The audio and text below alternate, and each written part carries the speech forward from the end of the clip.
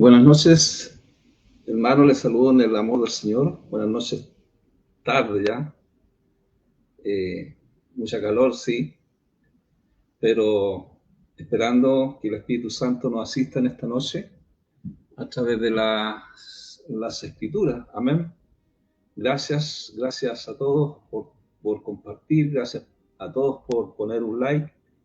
Y vamos a comenzar de inmediato, ¿cierto? Lo que Dios tiene preparado para todos nosotros, sin hacer ningún preámbulo, sino que vamos directamente a lo que Dios quiere, ¿cierto?, para nuestras vidas.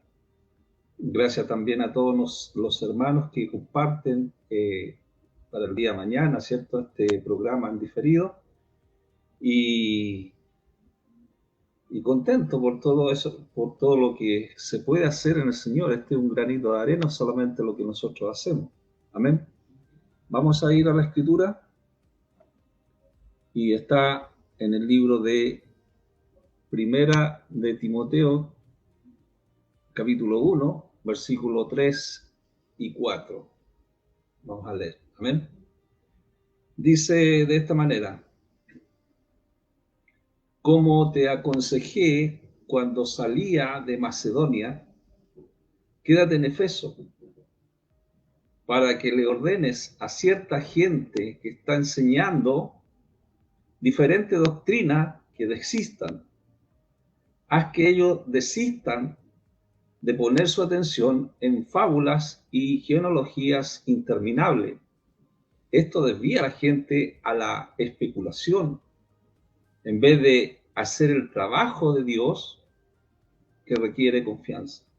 Amén. Bueno, amado, vamos a hablar en este capítulo de Primera Timoteo, que nos habla de estas falsas enseñanzas. En aquel tiempo habían falsas enseñanzas, ¿cierto? Así como ayer, también hoy, también hay falsas enseñanzas en nuestro tiempo. También aparecen fábulas, genealogías que son interminables. Y empiezan discusiones por estas falsas enseñanzas. Eso está basado solamente en imaginaciones, falsedades, que nada tiene que ver con la realidad de Dios o con la verdad de las Escrituras. Por eso que hemos examinado, ¿cierto? Y vamos a ir examinando el capítulo de 1 Timoteo, cuando dice en 1 Timoteo 1:4, ¿cierto? Habla de estas fábulas que son interminables. La palabra interminable es un adjetivo que no tiene término ni fin. O sea, imagínese ya que en aquel entonces, ¿cierto?, habían estas fábulas interminables que hasta el día de hoy no tienen fin. Lo que nosotros sabemos, amado, que la salvación es del Mashiach, de Yahshua, y no está basado en ningún tipo de genealogía. Pablo lo que hace contraste entre estos cuentos que son inventados a las claras enseñanzas del Evangelio y la realidad de la vida de Jesús. La sana doctrina.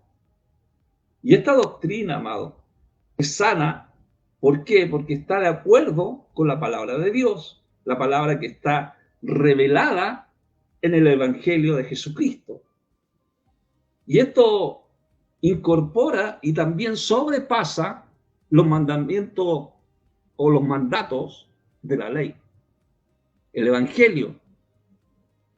La palabra Evangelio, amados, significa buenas nuevas. El mensaje de salvación por medio de la persona y la obra de Jesucristo. Eso nos lleva a una vida nueva. Una vida nueva en el Señor. De modo que si alguno está en Cristo, nueva criatura es, las cosas viejas pasaron, aquí son ellas todas nuevas. Por lo tanto, es una vida nueva. Todo lo que nosotros vivíamos anteriormente, antes de tener a Jesucristo en nuestra vida, ¿cierto? Eran tinieblas, pero Dios nos llama, ¿cierto?, a esta vida nueva. Por eso cuando Pablo dice, estén atentos, que nadie los esté llevando cautivo por medio de engaño y filosofías huecas. Lo que Pablo cuando dice estén atentos, él nos advierte que estemos preparados, que tengamos cuidado y que no prestemos atención a aquellos que quieren engañarnos con ideas y razonamientos que parecen contener sabiduría, pero que son solamente enseñanzas humanas. Porque esa gente obedece a los espíritus poderosos de este mundo y no a Cristo. Por eso lo que habla, dice, siguiendo tradiciones que son humanas, de acuerdo a los espíritus elementados del mundo. Y ese espíritu tiene que ver con el alma de la tradición humana del mundo, pero no de acuerdo con el Mashiach, no de acuerdo con nuestro Señor. Había adoración a ángeles en Colosas.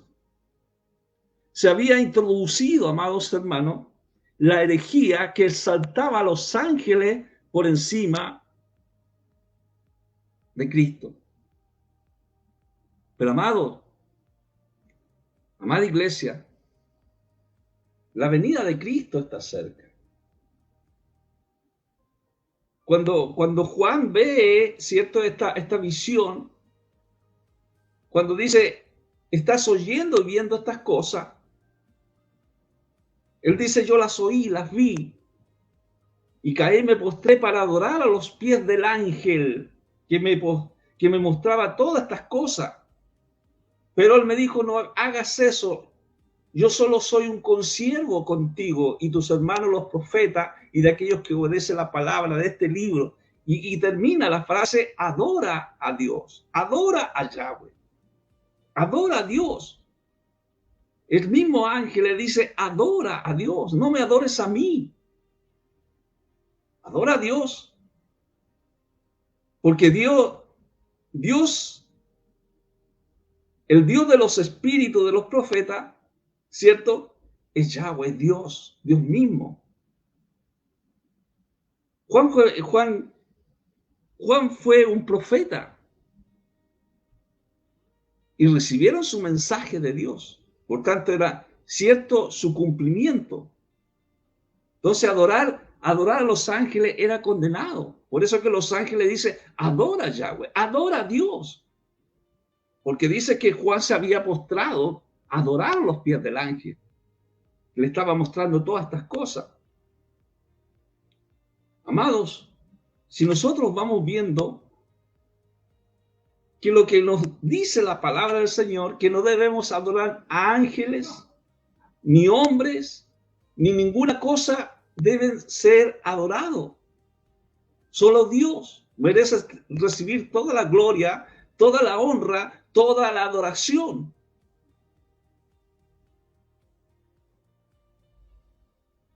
Baruch Hashem Adonai, como dicen los judíos. Eso se merece una alabanza. Eso se merece una adoración.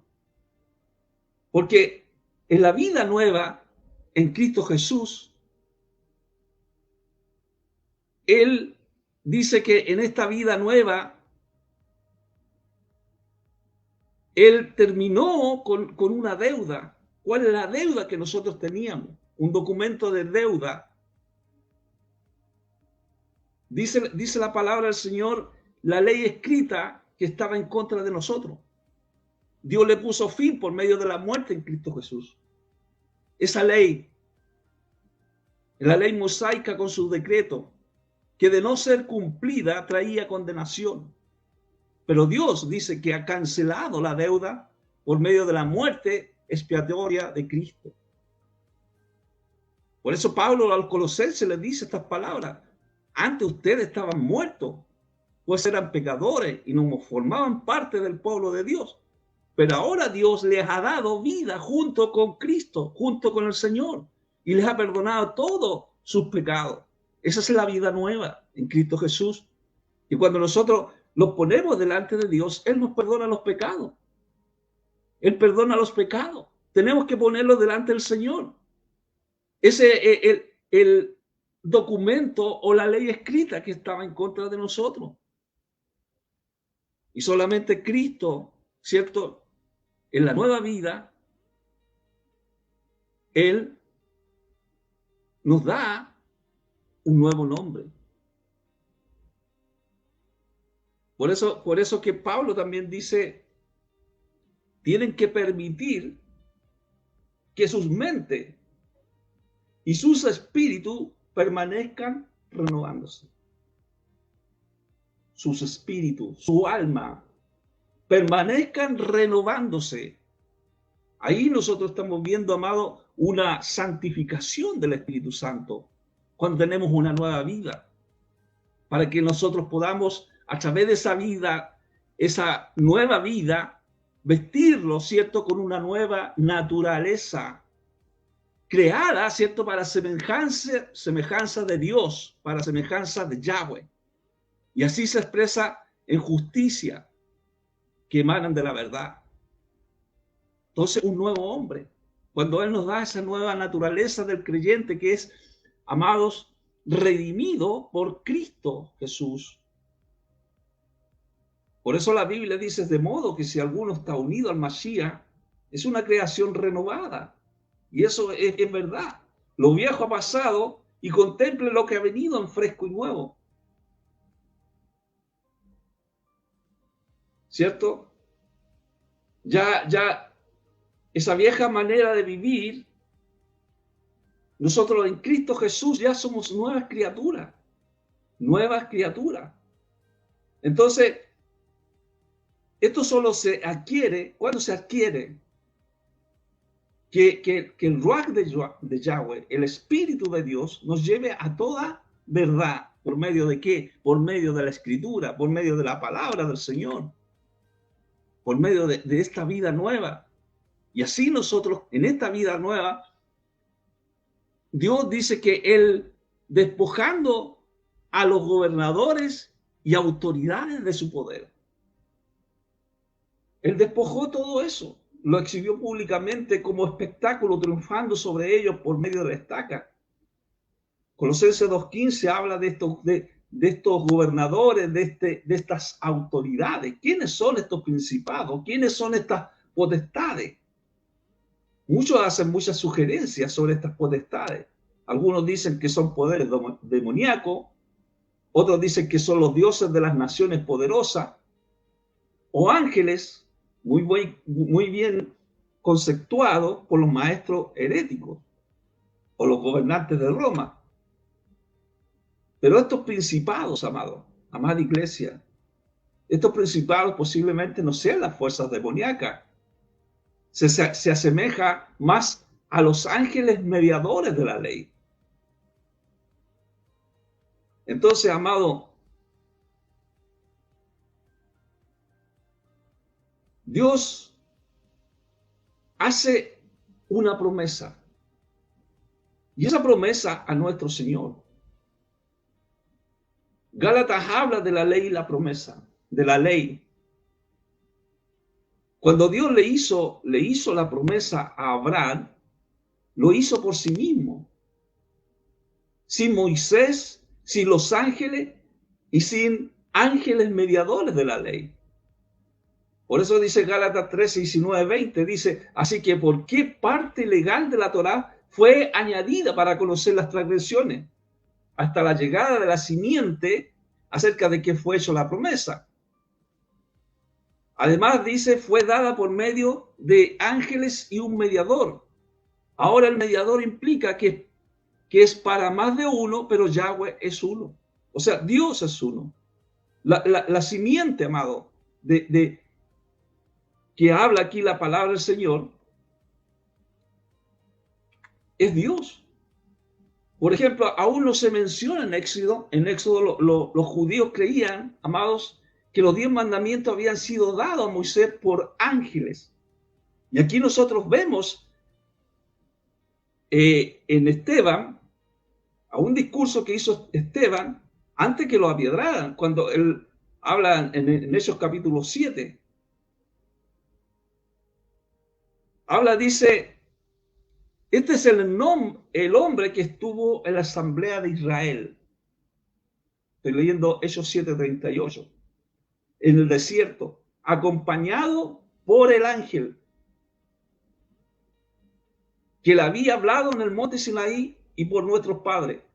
Y el hombre que le fueron dadas las palabras vivientes para pasar a nosotros. Entonces, cuando nosotros leemos este pasaje, parece que Dios le dio a Moisés la ley a través de los ángeles. Pero en Éxodo nosotros vemos, amado, que dice que Dios escribió los mandamientos escritos con el dedo de Dios. Pero este capítulo o este versículo está claro. Cuando se habla del ángel, se habla de una cristofanía. Cristofanía. Porque sabemos que los ángeles son enviados de Dios. Los ángeles son enviados de Dios. Entonces, en esta cristofanía vemos a Jesucristo reencarnado después de su crucifixión. Esta teofanía son debatidas entre muchos teólogos y pueden ser interpretadas de diferentes formas. Pero cuando se habla el ángel, acompañado del ángel, tiene que ver con el mensaje de Dios. Y ese mensaje, no solamente Dios lo mandaba por medio de ángeles, sino que también por medio de los profetas, de profetas. Entonces, cuando está Esteban en defensa, ¿cierto? Antes que lo mataran, él dijo, ¿a cuál de los profetas sus padres nos persiguieron? Hechos 7, 52 y 53. Y vuelve a hablar de ángeles, dice, como entregada por ángeles, pero no la guardan. Y aquí viene nosotros, cuando nosotros entendemos muchas veces, amados hermanos, entendemos la homilética y la hermenéutica. Porque cuando se habla de ese cómo, cuando dice en eso, 152 al 53, que dice, y ahora se han convertido los traicioneros y asesinos de él, ustedes que reciben la Torá como entregada por ángeles, pero no la guardan. Como entregada por ángel. Y ese como es un adverbio interrogativo o exclamativo. No está asegurando que fue entregada por ángeles. ¿Se da cuenta? Y ese cómo te cambia, ¿cierto?, el contexto bíblico. ¿Por qué? Porque los ángeles eran los mensajeros de Dios, como entregada por los ángeles, pero no la guardan. Entonces, ¿qué es lo que pasaba en el libro de los Hechos? Nosotros vemos que eran duros de corazón. La gente era dura de corazón. Lo que Esteban le hace ver a los judíos que siguen en la tradición histórica de la nación, que ellos siempre resistían siempre al Espíritu de Dios, rebelándose contra Dios, contra su dirigente. Y esto llegaba a un clima de que todos ellos se rebelaban contra Cristo, contra el Señor. Por eso que cuando se está hablando de mensajero, los mensajeros eran ángeles y también eran profetas. Muchos profetas persiguieron y mataron, ¿cierto? Y mataron. Los mataron, ¿cierto? Por predicar el mensaje de Dios. Urías no el que mandó a matar a David, es otro Urías que está en Jeremías capítulo 26, del 20 al 23. Lo trajeron al rey Joacín, el cual dice que lo mató a espada. Entonces, muchos profetas que eran enviados, ¿cierto?, para predicar el mensaje de Dios, fueron matados. Entonces, lo que el libro de los Hechos está hablando, dice, ustedes que recibían la Torá, ustedes que recibían la instrucción, la doctrina, ¿cierto?, la enseñanza, como entregada por ángeles, pero no la guardan. Jesús también usó, amados, esta parábola para referirse también a los judíos que rechazaron siempre a los mensajeros de Dios y cómo lo persiguieron. Y el justo se refería al Mesías. Él también, Jesús traía un mensaje de Dios, un mensaje del Señor. Él se dio a sí mismo en rescate por todo. Por eso es que cuando Pablo le habla a Timoteo, le da instrucciones sobre la oración. Él se dio un rescate por todos, amados, por todos, por todo el mundo. Rescate por nuestros pecados.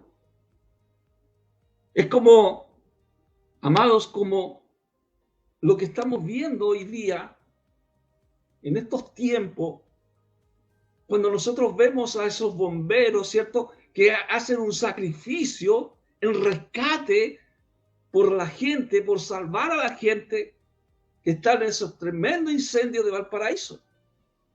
Ellos están rescatando gente, pero no tienen tanto la capacidad para un rescate suficiente, amados. Cuando vemos todo este catástrofe que está sucediendo hoy en día.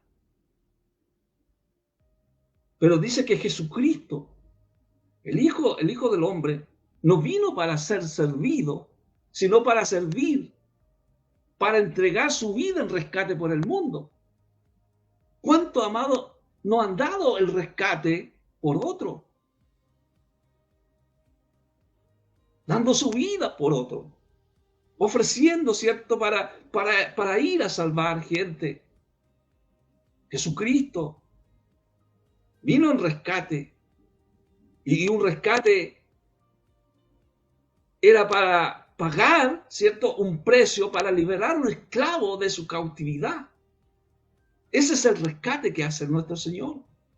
Él se dio el rescate por todo, dando testimonio del propósito de Dios en el tiempo adecuado. El propósito de Dios en el tiempo adecuado. Es ahí cuando viene Cristo en nuestra vida. En el tiempo adecuado. En el tiempo, amado, en que por su muerte, ¿cierto?, Él pagó con su muerte nuestra culpa por el pecado. Dios es uno. Dios es uno y hay un solo mediador, amado, entre Dios y la humanidad. Es Yahshua HaMashiach, nuestro Señor, en su encarnación de Cristo. Él vino a este mundo a darse en sacrificio por todos nosotros. Se hizo humano. Entonces, amado, la verdad de la instrucción, de la enseñanza, de la doctrina. Por lo tanto, para tener conocimiento de la verdad, hay que venir, ¿cierto?, a la doctrina del Señor. Porque la mentira es desecharla. Hay que venir a la palabra. Hay que venir a la ley de Dios, a la ley de Dios. Entonces la vida nueva, por eso es que cuando Pablo le dice a los colosenses, le dice, por tanto, no dejen que nadie los juzgue en conexión a la comida o a la bebida, con relación a una festividad judía o una luna nueva o un Shabbat, un descanso. Nadie los juzgue. Porque habían dietas de las leyes judías. Ellos hacían fiestas judías santas que se celebraban cada año, cada mes, cada luna nueva, cada semana y también en el día de reposo. Hacían unas fiestas, eran rituales. Y estos rituales eran los que diferenciaban a los judíos de sus vecinos paganos. Los diferenciaban. Entonces, fallar en esta observancia podría ser notado con facilidad por aquellos que seguían la pista de lo que otros hacían. Pero, amados, amada iglesia, no deberíamos dejarnos juzgar por las opiniones de otros. ¿Por qué? Porque Cristo a nosotros nos ha hecho libres. El cuerpo del Mashiach. Y la nueva vida en Cristo que a nosotros nos da es a través de Cristo. El cuerpo del Mashiach, de Cristo mismo. Cristo mismo. Esta sombra dice Colosenses 2:17, estas sombras de cosas que habían de venir. El cuerpo del Mashiach. O sea, Cristo vino para disipar esas sombras. Cuando nosotros estábamos en tinieblas, ¿cierto? Dios nos lleva a su luz admirable. Si tenemos a Cristo, si tenemos al Señor, si tenemos su presencia, nosotros poseemos lo que necesitamos conocer y agradamos a Dios. Estamos completos en Cristo, en el cuerpo de nuestro Señor. Tal como la plenitud, amados, amada iglesia, tal como la plenitud de la deidad habita en Cristo. Porque en su naturaleza humana, ¿cierto? Él es 100% hombre, 100% Dios. Entonces, nosotros, cuando aceptamos a nuestro Señor, hemos recibido la plenitud de Cristo en nuestras vidas. La plenitud de Cristo en nuestras vidas. Cuando Él fue sepultado y resucitó de entre los muertos. La resurrección. Esa es la unión con Cristo, a una nueva naturaleza. Eso simboliza por el bautismo, ¿cierto? Por su presencia, por la presencia de Dios, por como lo que dijo Juan el Bautista, el que viene detrás de mí bautizará con Espíritu Santo y fuego. Una limpieza espiritual. Cuando viene Cristo en nuestra vida, estamos unidos a Él en su muerte, en su sepultura y también en su resurrección, cuando Él resucitó entre los muertos. Por lo tanto, nosotros tenemos esa vida nueva en Cristo, que Cristo nos da. Por eso que cuando Pablo habla de estos cultos que hacían a los ángeles, él decía, no permitan que nadie les niegue su premio. Insistiendo, dice, en que mortifiquen al cuerpo o dando culto a los ángeles. Esta gente siempre se basan en alguna visión o que han tenido y vanamente se hinchan a sí mismos por su apariencia mundana, por adoración a los ángeles, culto a los ángeles. ¿Y qué es lo que pasaba en Colosa? En Colosa, amados, se había introducido la herejía que exaltaba a los ángeles por encima de Cristo. Porque los ángeles son creación solamente de Dios, amado. Adorar a los ángeles es condenado. Las religiones paganas daban culto a todo lo creado en vez del creador. Todo lo que es creado. Los ángeles son creados. Creación de Dios. Y aún en las religiones paganas, ¿cierto? También se flagelan el cuerpo como los musulmanes. Y esto todos son invenciones humanas, amados. Todas son invenciones humanas. Porque ellos están apuntando al blanco, pero fallan. Porque se han desviado en discusiones infructuosas. Se desvían del blanco perfecto que es Cristo. Ellos quieren ser maestros de la ley, pero no entienden ni sus propias palabras, ni los asuntos sobre los cuales hacen enfático pronunciamiento. Porque todo lo que hacían este tipo de gente, doctrinas extrañas. Y estas enseñanzas, amados, amada iglesia, eran contrarias a las enseñanzas de los apóstoles, ajenas al evangelio verdadero. Tales doctrinas falsas son combatidas en las epístolas pastorales, ¿cierto? Que Pablo hablaba a Timoteo. Mitos y genealogía. Y esto parece que referirse, amados, amada iglesia, a enseñanzas judías que creaban mitología, usando la genealogía del Antiguo Testamento. Entonces lo que Pablo hace Hace un contraste entre los cuentos inventados, amado, y la clara enseñanza del Evangelio y la realidad de la vida de Jesús, de nuestro Señor, la sana doctrina. Esta doctrina es sana porque está de acuerdo con la palabra de Dios, la revelada en el Evangelio de Jesucristo, de nuestro Señor. Y esto incorpora y sobrepasa los mandamientos, los mandatos de la ley, el Evangelio. Por eso es que Pablo le aconsejaba, ¿cierto?, a Timoteo y le decía que tenían que tener cuidado, ¿cierto?, de estas falsas enseñanzas. Así como a ellos, también a nosotros. Porque ellos quieren ser maestros de la ley, maestros de la instrucción, la enseñanza y la doctrina, pero no entienden ni siquiera sus propias palabras, ni los asuntos sobre los cuales hacen el enfático pronunciamiento. No saben lo que es la soteriología, no saben lo que es la salvación, no saben lo que es homilética, hermenéutica. Son cosas que tenemos que ir aprendiendo para poder entender las falsas enseñanzas, amados hermanos. Por eso que cuando Pablo a Timoteo le decía, nosotros sabemos que la Torá es buena, sabemos que la instrucción, la enseñanza, la doctrina, ¿cierto?, de la Torá, de la ley, es buena, porque esa proveía que uno la usara de la forma que la ley misma estaba intencionada. Pero la ley, amado, la Torá, no era para las personas que eran justas, sino para los que no la observaran. Para eso era la ley.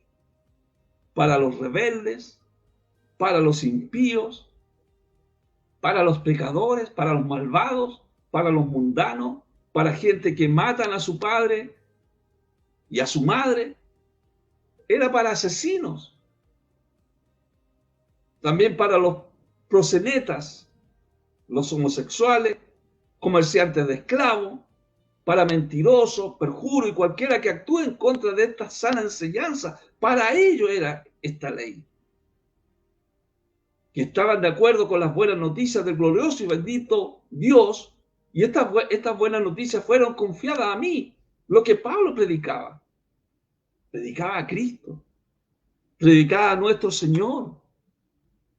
Pero estos maestros de la ley de Dios, ellos ni siquiera entendían el propósito de la ley de Dios. La ley, amada iglesia, no tenía como objetivo dar a los creyentes una lista de mandamientos para cada ocasión. Si usted lee el Antiguo Testamento, siempre va a encontrar no hagas esto, no hagas esto, no hagas esto, no hagas esto. Lo que pasaba es que esa ley era para mostrar a los no creyentes su pecado y a conducirlos a Dios. Ese era el propósito de la ley, conducirlos a Dios. Eso era las reglas, ¿cierto?, que Dios trajo para poder que se volvieran al Señor. Porque sabemos que desde, gloria a Dios, desde Adán hasta Moisés no había ley. Entonces, donde no hay ley, no hay pecado. No había pecado. Pero cuando viene la ley, el pecado, dice, se hizo más fuerte. Porque se empezó a conocer lo que es el pecado. Y eso lo habla Pablo, dice, y la Torá vino a existir para que el pecado abundase. Pero cuando el pecado abundó, la misericordia mucho más sobreabundó. Y esto sucedió para que, igual que el pecado reinó por medio de la muerte, así también la misericordia pueda reinar. Y eso, la misericordia de Dios reina, ¿por qué? Por la gracia de Dios. Y llevar a la gente a ser considerado justificado para que puedan tener vida por medio de Yahshua HaMashiach, nuestro Padre, nuestro Señor. Si por uno, amado, existió el pecado, para que el pecado abundase por uno, por medio de Adán, ¿cierto? Y por medio de uno, que es Cristo, ¿cierto? Entra a reinar la misericordia, entra a reinar la gracia de Dios. Ahora nosotros estamos en la gracia de Dios. Pablo enfatiza, amados hermanos, amada iglesia, enfatiza entre Adán y Cristo. Aquí muestra que las acciones de cada uno determinaron el destino de muchos. Eso también determinó el destino de nosotros cuando recibimos a Cristo en nuestra vida. Sobreabundó la gracia, sobreabunda esa gracia en el pecado. Entre más pecado abundase, sobreabunda la gracia de Dios. ¿Por qué? Porque la gracia de Dios, amados hermanos, es un acto de justicia. Es la obra redentora de Yahshua HaMashiach, nuestro Señor, nuestro Padre. Abunda la transgresión. Vemos un mundo en decadencia, un mundo lleno de pecado, un mundo lleno de maldad.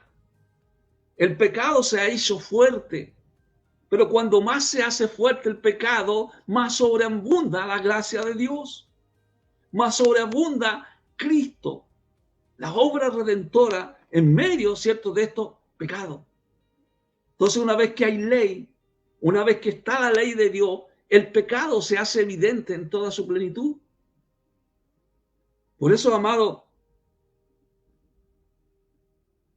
Pablo a nosotros nos explica que el amor, amados hermanos, es esencial en las relaciones interpersonales. El amor, todos los mandamientos de la ley relacionados con el prójimo se cumplen en amarás a tu prójimo como a ti mismo. El amor no hace daño al prójimo. Es la gracia de Dios. Es el amor de Dios. Esa gracia que viene a nuestra vida. Porque la persona que está en los pecados, ¿cierto?, no está en la gracia de Dios. No está en la gracia del Señor. Los mandamientos dicen, no cometerás adulterio, no asesines, no robes, no codicies y cualquier otro. Y están reunidos, ¿cierto?, en las Escrituras. Y también dice, ama a tu prójimo como a ti mismo. Ama a tu prójimo. Ama a tu prójimo. Si yo amo al Señor, ¿cierto?, Él viene a mi vida. Él viene a tu vida. Amados, lo que nosotros tenemos que entender, que hay fábulas y genealogías que son interminables. Y tenemos que tener cuidados de estas falsas fábulas, genealogías. La salvación, amado, es a través del Mashiach, de nuestro Señor. Y no está basada en ninguna genealogía. En ninguna genealogía. Cristo vino a deshacer las obras del diablo. Así que en esta hora, amados hermanos, iglesia que me escucha, si tú tienes una dificultad o si tú tienes cualquier problema, ponlo delante del Señor.